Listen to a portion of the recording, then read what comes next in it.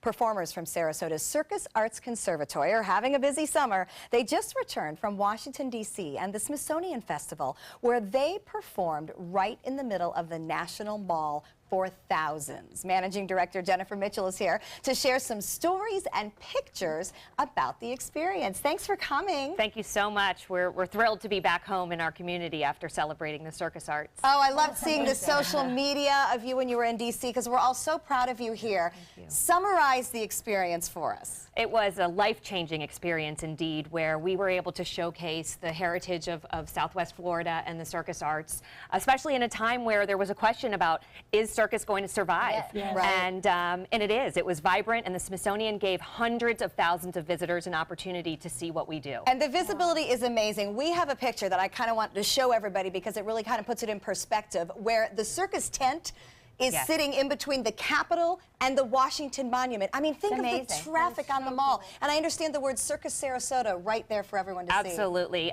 We were able to promote Sarasota in this community in large ways. There you see Dolly Jacobs, her image outside of the tent on the National Mall, bigger than life. And so many people got to experience the rich culture of circus arts. It was beyond just performance. They came to demonstrations and talked with each of us on narrative stages about this folk art. How many thousands of people do you think went through and got to experience your circus? Well, there were 20 venues on the National Mall that all displayed circus arts, the biggest and most prominent being the Big Top. You could see it from almost anywhere in Washington, actually. And we had about 10,000 people a day come into the performances at the Big Top alone. We turned away another 10,000 every day. Oh my gosh. Lines queued up about 2 hours ahead of the performances, and multiple standing ovations at each of those performances. So if nothing else, it just showed that, as you pointed out, the circus arts are not only very much alive, but there's still a great demand and interest. Absolutely. Not only from those of us that are engaged, but from the public at large.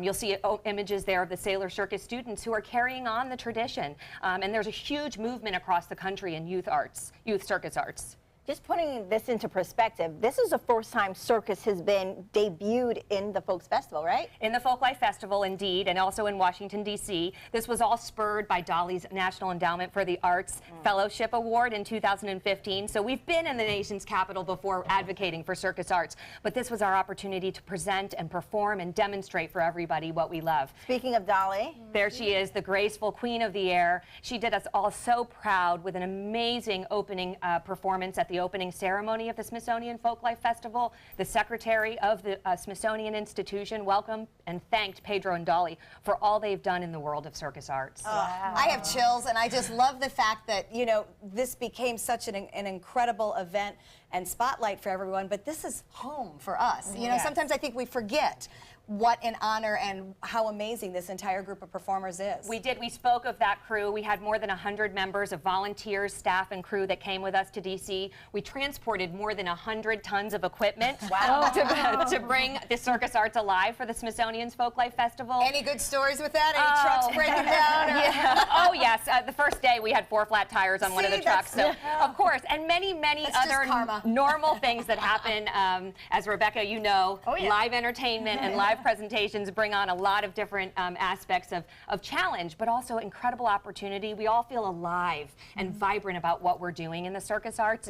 It's exciting to watch. Here you see one of our students in Sailor Circus. He received a standing ovation every time he performed, Jared Garcia David. He's a slack rope walker, and he did that on a very thin slack rope, juggling fire in the middle of our Big Top. Wow. Incredible. That is incredible. It's just an incredible experience. And this is you guys arriving back home. Of course, we had to do it circus style. SRQ Airport hosted us back in, and we were thrilled to show off the students, their hard work, all the dedication. You know, this is the culmination of a 2-year curatorial planning process. Wow. And so this doesn't just happen overnight. It's taken a lot of time together with the Smithsonian Institution and the National Park Service to put our Big Top there and transform our nation's capital to a circus playground. And a lot of dedication from the kids gives them hope and something to keep working for. Absolutely. Circus arts aren't going away. Millions saw this show because it was live streamed also. Amazing. Yes. Well, congratulations. Thank you. Thanks Congratulations. for sharing. Also a big thank to photographer Cliff Rolls for sharing some of his pictures with us as well. And in terms of the Circus Arts Conservatory,